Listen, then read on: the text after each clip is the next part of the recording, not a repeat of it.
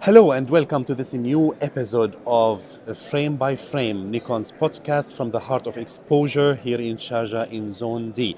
We invite you all to visit Nikon's podcast before we start, and I am very happy to be joined by a fellow doctor who is also into photography and videography. I'm very happy to be joined by Muhammad Hassan, Dr. Muhammad Hassan, and thank you very much for being with us here. Thank you for inviting me. It's a great pleasure to meet a fellow doctor because I am a medical doctor as well, a medical professional who delved into content creation, photography, videography, and I'm very happy to see that we are becoming a cult, perhaps, like many doctors who are into this domain. Tell me about this crossover between your medical career and your journey in photography and videography. Okay, let me first introduce myself for your follower. I am Dr. Ahmed Muhammad Hassan from Egypt. My specialty is travel photography and people life. Usually I not shifting, like I am doing the photography for one reason, because in our job as a doctors, a lot of stress. So always we try to reflect our emotion or our stress in the photography. As you know, photography is always showing emotional to be a strong storytelling. So for this reason, always when you are shifting or when you are doing a photography, you are reflecting what you are feeling during your job as a doctor. Well, that's very interesting, but still, I mean, for you as a medical professional who has a very important title in a regional country in Qatar, right? Yes. And you still have time to explore photography and to travel because you're a travel photographer. Yes, I am How traveling. do you balance these two? Usually, if we don't have, let's say, a serious problem or an outbreaks or something like that, so it is easy to take a vacation and go to do it. So, but I need first to, because you know the limited time of our job, so I need first to search very carefully about my subject, so I can choose which country to visit to do this project or this subject. So you shoot travel photography and people photography. People life and travel photography, yes. How did you get into this particular genre? I started my photography during my school time. I get my first camera when I was, I think, 9 years or 10 years old. It was a gift from my birthday. It was a filming one, Kodak one. When I use it, I like that I preserve the memories of our time. And when I start to get upper and upper, so I find that these memories is very important for us. We can remind your time at that time, on the old time, by the memory or by the pictures. Well, yes, this is what photography does. But you can be a portrait photographer. You can be like an event photographer. Why travel and people? This is very interesting genre for me. Usually, travel have a lot of benefits. You are seeing different culture, different people, different religions. So like encourage and improve your personality in the personal way.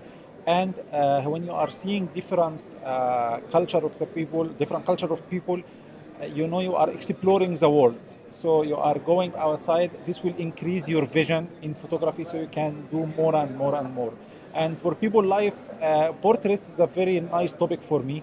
But people life is always reflect the portrait of the people with their life. So if I am showing a sad man or a sad woman, I will reflect why they are sad from the surrounding. That's exactly the type of feeling that we get from your photos when we explore your account. And it is a very interesting account. Tell me something. What is the role of gear? Because when you're talking about your point of view in people's life, in people's culture, in people's um, stories, if we are to say this, but then you need gear to take this particular Exactly. moment. So, what is the role of the gear that you use, and what are you currently using as gear? Currently, I am using Z7 Mark II. Before I was using Nikon D750. I changed for that because of the new technology. Always we need to cover the new technology. It has a very focus point, very sharp focus point. The sharpness of the image, let's say the dynamic range, the quick between the buffering between one shot and the other shot is very fast now, and it's limited the time.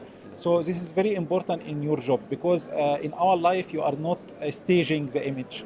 You need to capture it in their live moment. So Exactly. if your camera is not fast enough, you will lose a lot of the interesting points. It is true because you are shooting people, which you can. I mean, you can control that if you want, but you don't. You want to shoot them If in I their. control it, it will not. You will not feel the reality of what I Exactly. have, Exactly. because no one will know that you are capturing his image and you are positioning him in a suitable position, and he will be comfortable for that. So usually you need to do it suddenly without Candidly. knowing or candidly. What is your go-to lens for street and people photography? My favorite lens is 28 Nikon 28 300. This is my favorite lens for the travel. If I am doing portraits, travel portraits, usually I am using the Nikon 2470. 2470. Yes, It is a very interesting lens. yes, Does it get heavy in your hand? yes. It is very heavy. But for a good reason. Yes, of course. The quality of the lens is very, very good for the sharpness, the color.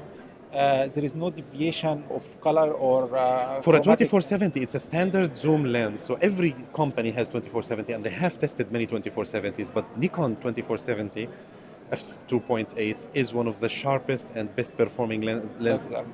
Let me just put it this way: one of the sharpest and best performing standard zoom lenses that I have tested. It's a beautiful one, and I have it. I use it all the time. It's a very nice lens.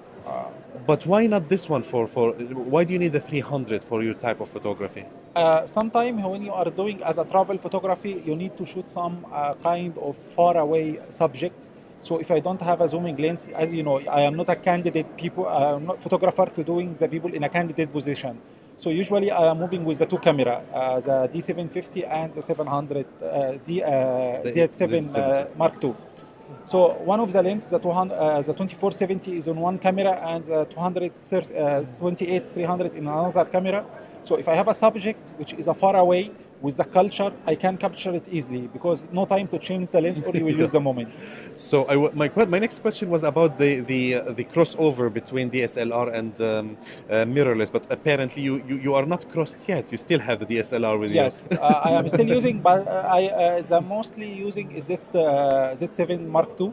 The DSLR usually I am using if I am using the 28 300 in the situation if I am shooting a far object, better than changing the lens. So I will not lose the time.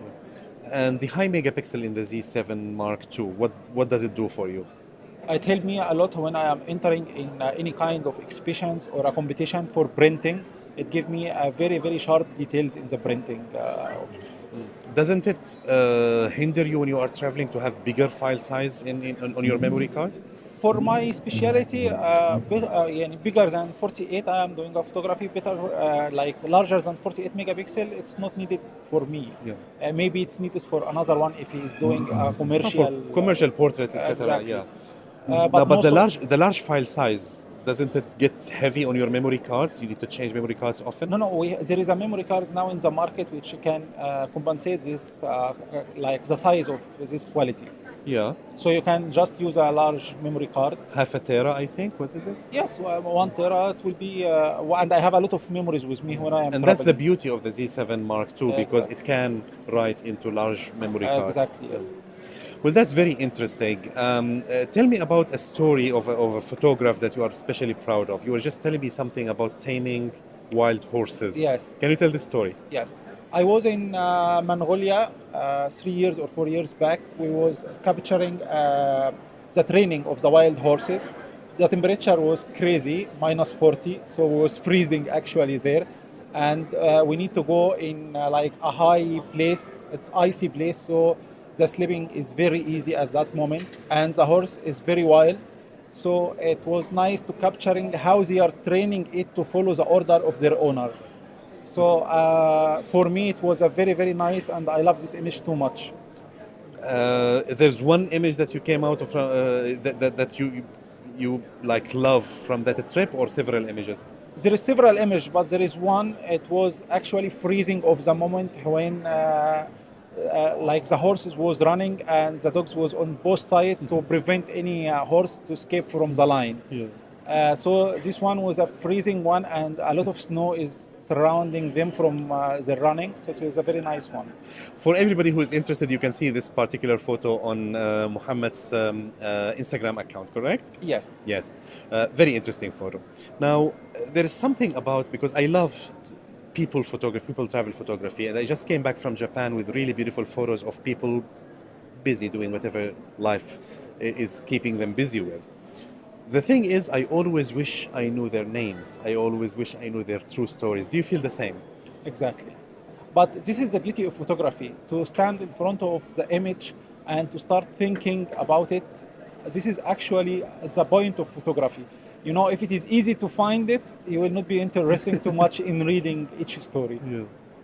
It is very interesting to pass by so many stories and interpret them, because sometimes you come up with a story for a person who is sad, or come up with a story for a person who is happy or running or something like this.